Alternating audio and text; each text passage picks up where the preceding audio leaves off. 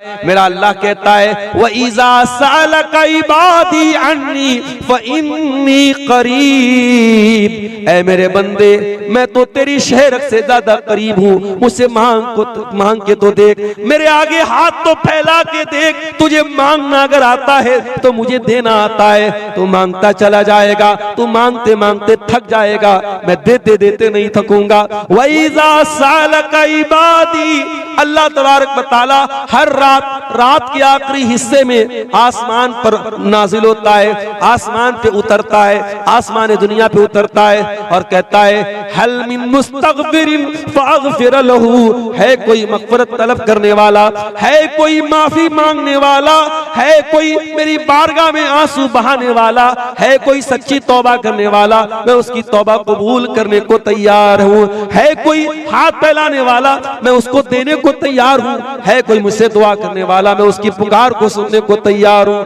अल्लाह तो पुकारने का हुक्म दे रहा है और तू कह रहा है कि अल्लाह तो बहुत दूर है, अल्लाह से हम नहीं मांग सकते। अल्लाह कह रहा है मैं करीब हूँ, मुझसे मांगो तो सही।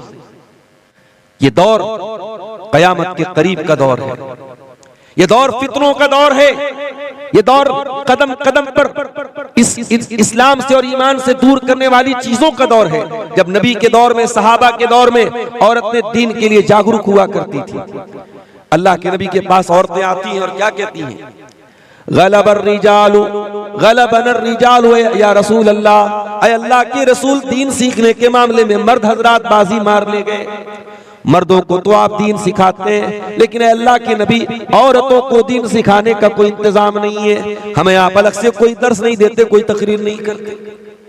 उस जमाने में लाउड स्पीकर नहीं था कि एक तकरीर हो रही है तो इधर मर्द सुन रहे उधर औरतें सुन रही। औरतों ने आकर के डिमांड की, या रसूल अल्लाह मर्दों को तो आप बहुत दीन सिखा रहे, हमें कौन सिखाएगा।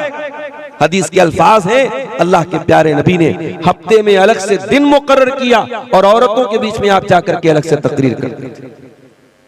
उस जमाने की औरतें जुमा के खुतबे में पाबंदी से आती थी। हजरत उम्मे अतिया रज़ी अल्लाह ताला अन्हा कहती हैं, मैंने सूरह काफ याद कर लिया प्यारे नबी की जबान से सुन करके। प्यारे नबी सल्लल्लाहु अलैहि वसल्लम हर जुमा के खुतबे में सूरह काफ पढ़ते थे।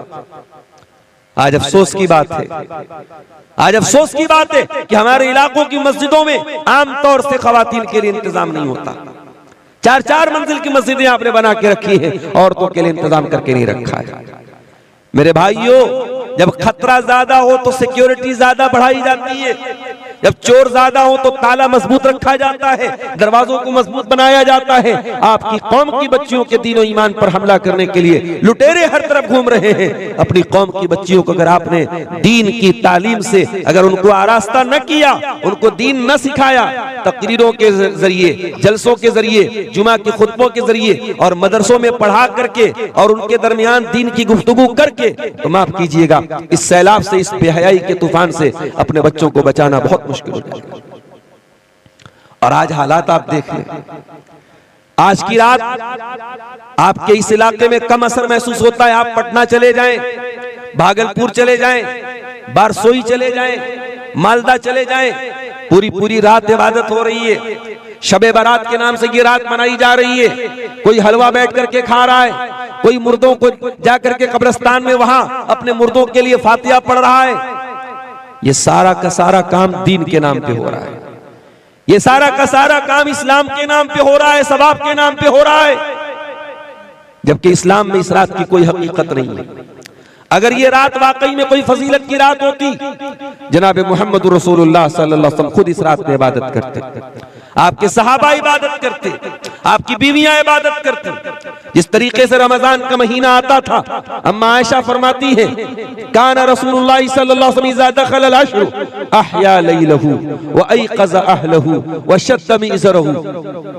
जब रमजान का आखिरी अशरा आता था, प्यारे नबी सल्लल्लाहु अलैहि वसल्लम अपने घर वालों को जगाते थे, रात भर जागते थे, अपनी कमर कस लेते थे, इबादत करते थे।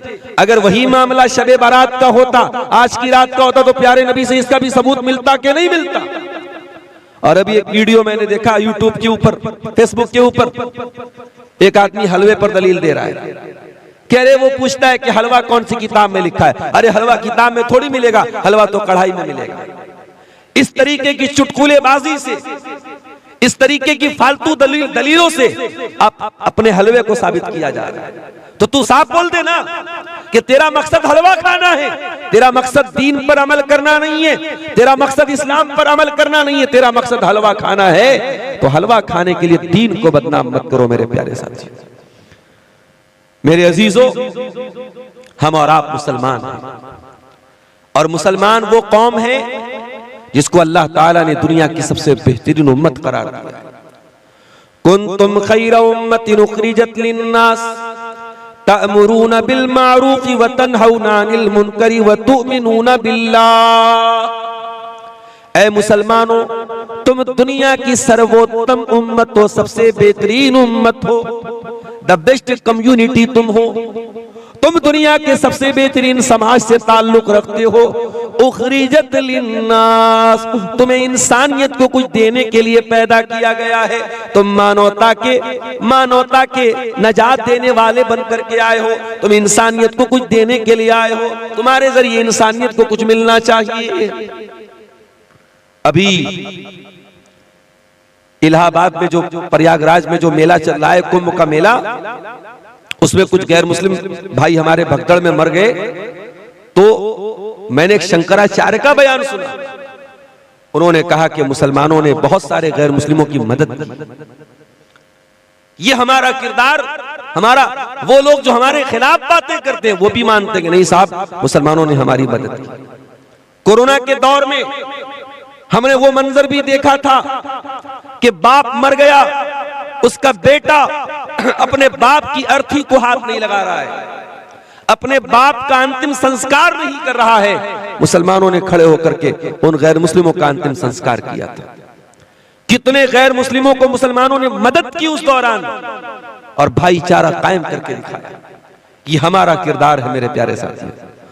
कुंतुम खैरा उम्मतिन, मुसलमानों तुम दुनिया की सबसे बेहतरीन उम्मत हो। उखरिजत लिन्नास, तुम्हें इंसानों के लिए निकाला गया है। तामुरूना बिल मारूफ, तुम नेकियों का हुक्म देते हो। व तनहौना अनिल मुनकर, तुम बुराइयों से रोका करते हो। व तुमिनूना बिल्लाह, और तुम अल्लाह तबारक व तआला के ऊपर ईमान रखते हो। अल्लाह को तो सब मानते हैं, क्या हिंदू नहीं मानता अल्लाह को? क्या ईसाई नहीं मानता अल्लाह को? क्या बुद्ध नहीं मानता अल्लाह को?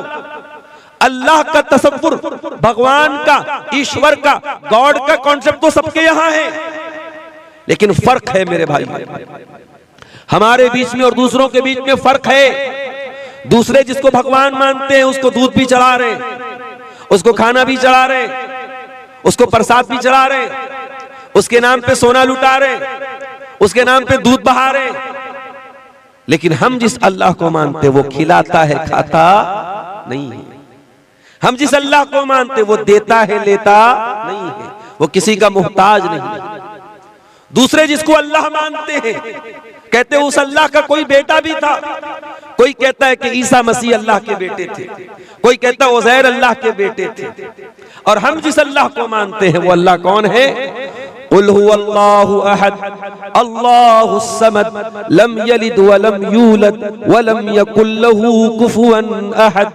अल्लाह एक है, अल्लाह बेनियाज है, वो न किसी का बेटा है, वो न किसी का बाप है, और वो न कोई उसके बराबर है। तो हम अल्लाह के ऊपर ईमान रखते हैं, हम अल्लाह को वैसे मानते हैं जैसे अल्लाह ने मानने का हुक्म दिया है। ये फर्क है हमारे और दूसरों के बीच। कभी आप गौर कीजिए, दुनिया में बहुत सारा काम हो रहा है अल्लाह को राजी करने के नाम पे। कोई शादी नहीं कर रहा है, पूछो क्यों नहीं कर रहे हो? अरे नहीं, शादी करेंगे औरत के चक्कर में पड़ेंगे, ईश्वर को नहीं खुश कर सकते, अल्लाह को नहीं खुश कर सकते। अल्लाह को खुश करने के लिए शादी नहीं कर रहा है। कोई अल्लाह को खुश करने के लिए अपनी मर्दानगी को खत्म कर देता है, कोई ऊपर वालों को खुश करने के लिए जिंदगी भर नंगा रहता है, नागा कहलाता है। कोई ऊपर वाले को खुश करने के लिए अपने बदन के बालों को कटवा देता है, अपने जिस्म को तकलीफ देता है। अल्लाह ने हमें और आपको मुसलमान बनाया मेरे प्यारे साथी।